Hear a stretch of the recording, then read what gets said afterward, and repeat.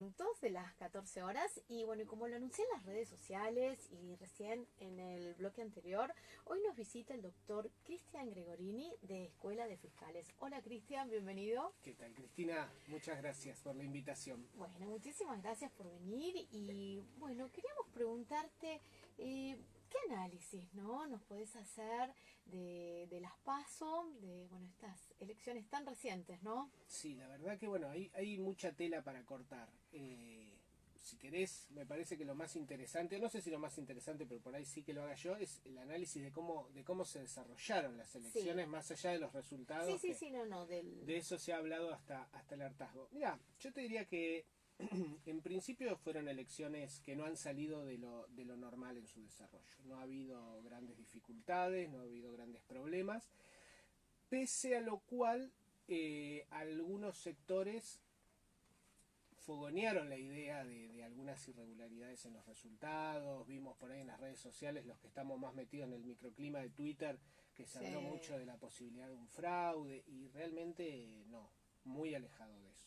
Yo estuve, bueno, junto con la gente de escuelas fiscales y eso, estuvimos dando vuelta por los colegios, estuvimos hablando con los fiscales que nosotros mismos capacitamos y demás, y el desarrollo electoral, salvo algún incidente muy aislado que no escapa de lo común, como puede ser el robo de las boletas de alguna fuerza y demás, no hubo grandes inconvenientes, para nada. Y Cristian, y con esta empresa Smartmatic, bueno, ¿cómo fue? ¿Qué pasó? ¿Hubo una falla? Bueno, ahí estábamos todos esperando a ver qué Claro, pasaba. A ver, para el que no está por ahí metido en el tema, los resultados de las elecciones, después de que se hace el conteo de mesa, lo que se conoce como escrutinio de mesa, se pasa a, o sea, las urnas se vuelven a armar, sí, se le carga la documentación correspondiente y eso va a la justicia electoral. Por un lado, para hacer lo que es después el escrutinio definitivo, que es el que se está llevando en este momento, que ya estamos a poquitos días de terminarlo. Y durante el mismo día, a las horas siguientes de que se cierran las elecciones, se transmiten los datos al Ministerio del Interior, a la Dirección Nacional Electoral, donde se hace lo que se conoce como escrutinio provisorio, que en realidad claro, tiene fines únicamente de comunicación. sí, Pero bueno, todos queremos irnos a dormir sabiendo cuál es el resultado. obvio. Y aparte son momentos de ansiedad Pero por supuesto, terrible. por supuesto. Siempre lo que se ha hecho es desde los colegios se trasladaban las urnas hasta el correo y desde el correo se transmitían los datos hacia el Ministerio del Interior. Estamos hablando de las últimas elecciones que la tecnología lo permitía, ¿no? No Claro, hablemos de elecciones de hace muchos años que había que ir por la ruta con las urnas. En estas elecciones se introdujo una modificación que en principio me parece interesante, que es transmitir los datos directamente desde los colegios.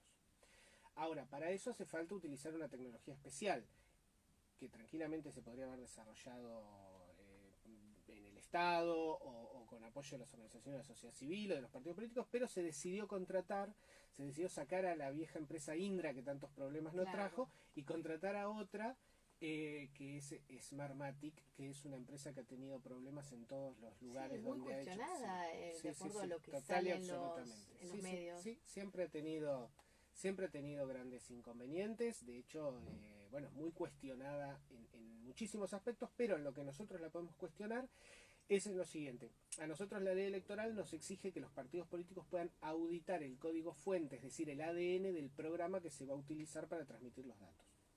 En este caso no se pudo hacer porque Smartmatic dijo que a ellos el software no se lo compraban, sino que se lo alquilaban. Entonces la propiedad intelectual pertenecía a Smartmatic. Esta respuesta la dio de modo oficial Adrián Pérez, que es el secretario de Asuntos Políticos y Electorales de la Nación.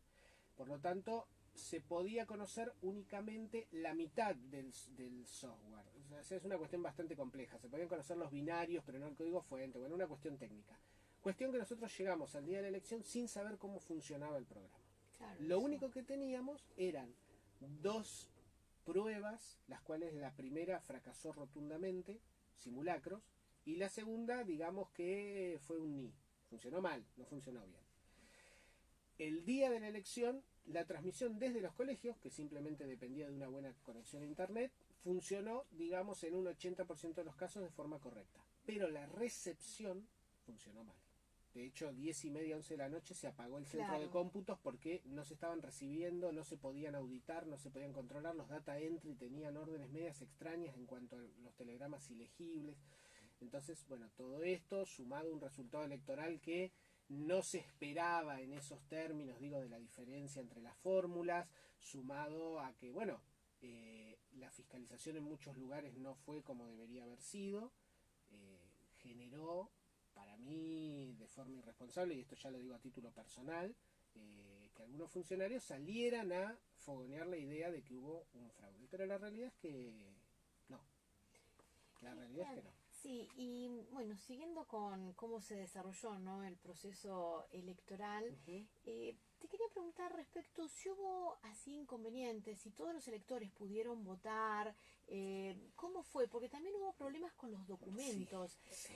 Por ejemplo, el mío decía no válido para votar, pero sí era válido para votar. Mira, el tema de los documentos a mí me llamó mucho la atención y en algunos colegios que estuve, creo, y esto ya es una especulación, no, de ninguna manera lo puedo afirmar, pero creo que hasta había padrones que tenían algún tipo de defecto en la impresión porque todos los electores tenían un ejemplar corrido, es decir, el que tenía un duplicado le figuraba un triplicado. Claro, o documento electrónico. O de documento electrónico, después apareció un código. A ver, vamos a explicar la base. Sí. Uno puede votar con el mismo documento que aparece en el padrón o con uno más nuevo. No importa si yo voy con una libreta de enrolamiento. Si dice libreta de enrolamiento, voto con la libreta de enrolamiento. Si me dice DNI, que es el viejo DNI verde, voto con ese y por supuesto con uno más moderno también puedo votar.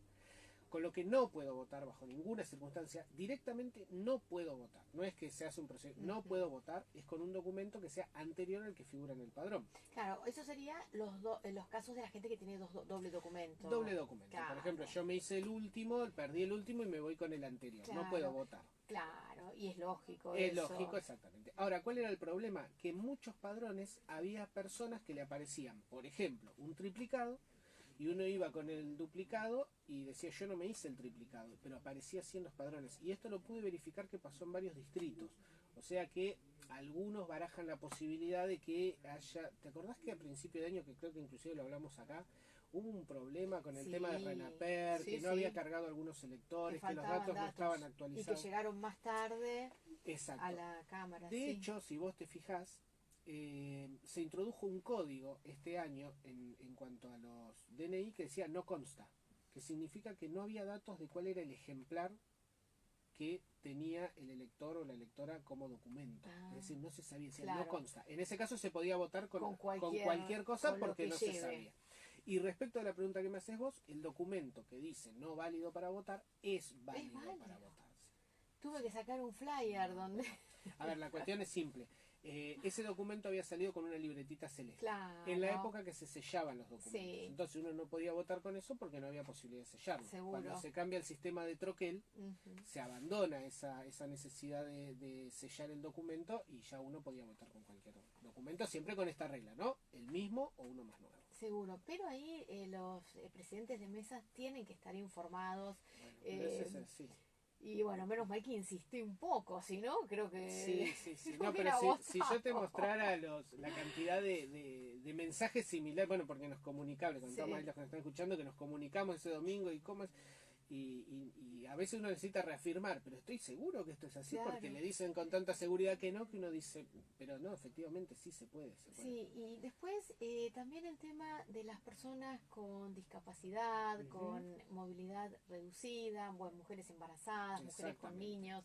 Qué complicado, ¿no? Al momento de votar en algunos lugares es imposible circular. La cuestión de la accesibilidad electoral es un gran problema que se viene trabajando hace muchísimos años. Nosotros de Escuela de Fiscales hacemos mucho hincapié en eso y lamentablemente no se está pudiendo resolver debidamente.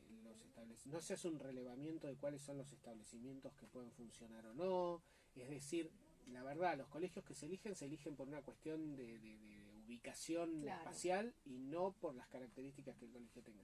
Yo siempre cuento el caso de un muchacho que vota, creo que se llama Marcelo o Rodrigo, no recuerdo, no importa tampoco, que vota en Nuestra Señora del Carmen, el colegio que está en Alem y Quintana, y que vota en un lugar donde la mesa siempre le toca y él no puede ingresar al colegio y le tienen que sacar la mesa afuera. Y esto viene pasando, la urna, y esto viene pasando hace por lo menos 5 o 6 elecciones. Claro, hay mucho. Y él ha salido en los medios y todo, y ya es como una tradición, porque una tradición lamentable que no se le dé la dignidad de poder votar como cualquier elector. Ahora, si sabiendo que esto trascendió, no se toma ninguna medida para decir, a ver, este colegio no es del todo accesible, o cómo podemos hacer para, no sé, poner una rampa que sea más accesible. Sí, sí. No, lamentablemente no. Sí, o que haya un lugar donde realmente sea accesible. Se habló mucho del cuarto oscuro accesible. ¿Se Bueno, respetó en todos lados? Mira, el O... cuarto oscuro accesible en principio se respetó en el armado, pero si el colegio, a ver, en el colegio que voto yo, por ejemplo, el cuarto accesible está. No hay duda, lo arman, es el primero, pero el colegio no es accesible. O sea, ya Claro, llegar donde yo voté también. claro, ya No era llegar al accesible. cuarto oscuro accesible ya es una dificultad. Sí, sí. Entonces, creo que yo me imagino o lo veo la incomodidad del elector o de la electora que por ahí presenta alguna discapacidad o que presenta algún obstáculo para poder Claro. que tienen que venir los fiscales, los presidentes de mesa, que cuando lo hacen la primera vez van hasta con la novedad de hacerlo, ya cuando lo hicieron 10 veces ya se nota que están cansados y lógicamente, ¿no? Y noto cierto en el electorado que requiere la asistencia, noto que hay cierta incomodidad y me parece lamentable que alguien tenga que pasar por todo eso para poder votar. Creo que habría que hacer un relevamiento de los colegios, creo que habría que ver cómo se puede hacer para que sea menos traumático. Sí, y en algunos colegios tendrían que funcionar menos mesas, porque también había muchas mesas y en un momento no había lugar para poder circular. Bueno, eso sí, eso es muy común. Terrible, entonces Sí. Es preferible que haya menos mesas y en más colegios, porque Yo creo que sí. hubo colegios donde no, o sea, no hubo elección, o sea, Hay no, muchos colegios no donde se no, votó. exactamente. Entonces estaría bueno que haya en todos, ¿no? Sí, yo creo que de acá a los 2 años que faltan para la siguiente elección, debería haber un gran consenso, sobre todo las organizaciones de la sociedad civil, que trabajamos constantemente en conjunto, bueno, como es IDEMOE, Sí, Moe también. que trabajan muy bien y demás. Creo que tenemos que hacer un gran consenso de algo que no sea un parche para una reforma electoral, que sea algo consensuado, bajo los parámetros de gobierno abierto, bajo los parámetros de participación, y poder dentro de 2 años tener un proyecto que nos permita mejorar la situación y no solamente responder a intereses que tengan que ver con lo meramente electoral. Seguro. Y Cristian, también, bueno, la gente que iba con el documento, así que decía que no es válido para votar, les decían que para la próxima tenían que renovar el documento. No, de hecho, eso es importante aclararlo. Por supuesto, para porque el de hecho los padrones van a ser copias idénticas del padrón anterior. O sea, el problema que tuvieron en esta lo van a volver a tener si es que lo tuvieron, y si no lo tuvieron no lo van a tener, y el documento con el que van a poder votar va a ser exactamente el mismo, porque los padrones para las PASO y para las generales son el mismo. Hay que empezar, es muy buena la pregunta, hay que empezar a demitificar ciertas cosas, como por ejemplo que si no votaste en las PASO no podés votar en las generales. Todo eso es mentira. A ver, votar es un derecho y tenemos un código electoral que nos dice en qué condiciones podemos o no. Creo que hay una tremenda desinformación. Sí, muy grande. Creo que hay una falta absoluta de capacitación de las autoridades de mesa. Creo que hay muy poca difusión de los derechos electorales. De repente nosotros en una época de campaña nos bombardean con spot de este, de aquel, del de más allá, y son muy poquitos la información que nos dan. Creo que es un gran pendiente que tenemos. Sí, y después también con el voto joven, bueno, ¿cómo fue cómo se desarrolló ese aspecto, ¿no? de las elecciones? El voto joven tuvimos un problema grande a principio de año porque había casi 400.000 electores y electoras que votaban por primera vez, que habiendo cumplido su parte, digamos, renovar el documento, no aparecían inscriptos en el padrón. En el provisorio, el que revisamos para ver si los datos están bien. Bueno, se hizo una campaña dentro de lo que se puede hacer para que se hagan los reclamos. Aparte el plazo se extendió el plazo varias veces porque hubo una presentación del Frente de Izquierda. Sí. Y bueno, de todas maneras no se llegó a subsanar del todo, pero se subsanó en una gran medida. Lo que pasa que requería de que muchos electores y electoras fueran a hacer el trámite o lo hicieran vía web, y muchas veces es difícil lograr que la gente esté tan pendiente de algo que por ahí uno lo ve, bueno, esto va a ser recién en agosto, y estar en abril hablándoles de que tienen que hacer el trámite. Es difícil. Pero bueno, había muchos chicos y muchas chicas con muchísimas ganas de participar, así que se pudo hacer una buena campaña para que se puedan reempadronar. Pero fue, de hecho así se comunicó oficialmente, fue un problema de que el RENAPER, que es el Registro Nacional de las Personas, no actualizó los datos a la Cámara Electoral que para la confección de los padrones. Y por ejemplo, o sea, de voto joven y que fue ahora a votar Sí. y no se encontró, No va a ya no va a poder no votar va a estar. en las próximas. No en porque el octubre. padrón es el mismo. Claro. El que ya hoy no está, no va a estar en octubre. Eso es importante aclararlo. Exactamente. Y aparte hubo reiterados llamados de la Cámara Electoral Sí. para que los jóvenes, sobre todo, vayan y verifiquen el De hecho, padrón sí. provisorio. Sí, se Estuvo hicieron campañas. muchísimo en los diarios, en Sí, los medios. algunos partidos inclusive sacaban mesitas Sí, a la sí, calle sí, para sí. ayudar con el trámite y todo, pero bueno, muchas veces no alcanza. Claro. Sobre todo no alcanza, y esto también lo digo haciéndome cargo 100% en forma personal y no como una opinión de escuelas de fiscales.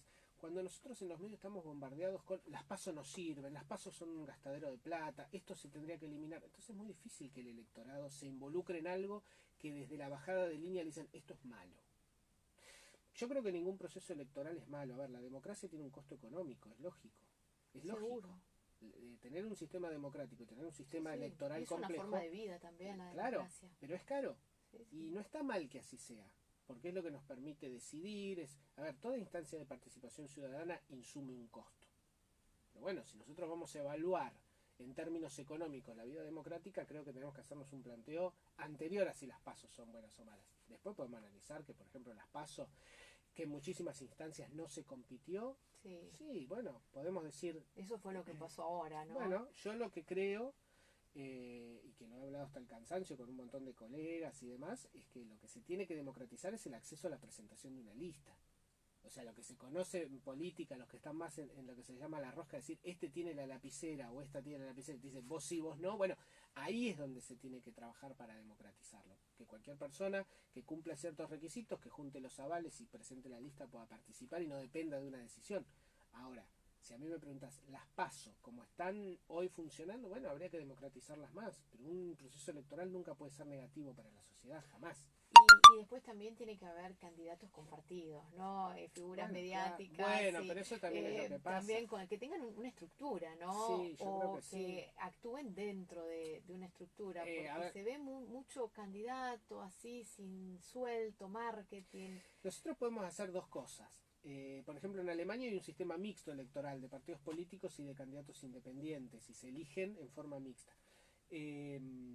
Nosotros tenemos dos posibilidades. O sostenemos el sistema de partidos políticos y es lo que vos decís. Tenemos que tener candidatos y candidatas enmarcadas en un sistema político. Como dice nuestra Constitución. Claro. O el artículo 38. Exactamente. O todo lo contrario. O digamos, bueno, las elecciones son independientes, que se presenten 400 candidatos por elección, vemos qué hacemos y no requerimos de los partidos políticos. Pero sí es un problema cuando vos tenés lo que se conoce como las figuras extrapartidarias, que hasta último momento vos no sabés dentro de dónde van a aparecer. Es un tema. Cristian, ¿qué más querés decirnos que no hayamos preguntado? Mirá, lo único que quisiera hacer por ahí una reflexión es con el tema de la fiscalización, que también se habló mucho en los últimos días de si la fiscalización estuvo bien, estuvo mal, y he visto de todo. Como vos sabés y como por ahí los que nos conocen en nuestro trabajo, nosotros capacitamos fiscales y los derivamos a las fuerzas políticas. Yo creo que las fuerzas políticas, muchas han trabajado muy bien con los fiscales, muchas han trabajado más o menos, pero han puesto su mayor esfuerzo, yo lo he notado, y otras fuerzas políticas han subestimado la fiscalización. Y me parece que es importante dejar el mensaje de que la fiscalización electoral es un acto de participación ciudadana. Y por lo tanto es algo muy importante en el proceso electoral. No es algo de lo cual hay que acordarse la última semana y si después los resultados no te acompañan, echarle la culpa a la gente de que no estaba comprometida. Yo he visto, y esto ya en la parte más baja, digamos, del trabajo, pelearse por un sándwich de milanesa o un sándwich de jamón y queso por los costos. Entonces me parece que, como decíamos antes, la democracia tiene un costo y la participación ciudadana también, y creo que los partidos políticos tendrían que tomarse un poco más en serio la fiscalización. No solo por el interés de ellos, sino porque es la forma... A ver, quien estuvo en una mesa y abrió los sobres y vio cómo las autoridades de mesa abrían los sobres, sabe si en esa mesa hubo fraude o esa fue la voluntad. Entonces me parece que, como ningún sistema electoral es mejor que la confianza que genera, me parece que mientras más incentivos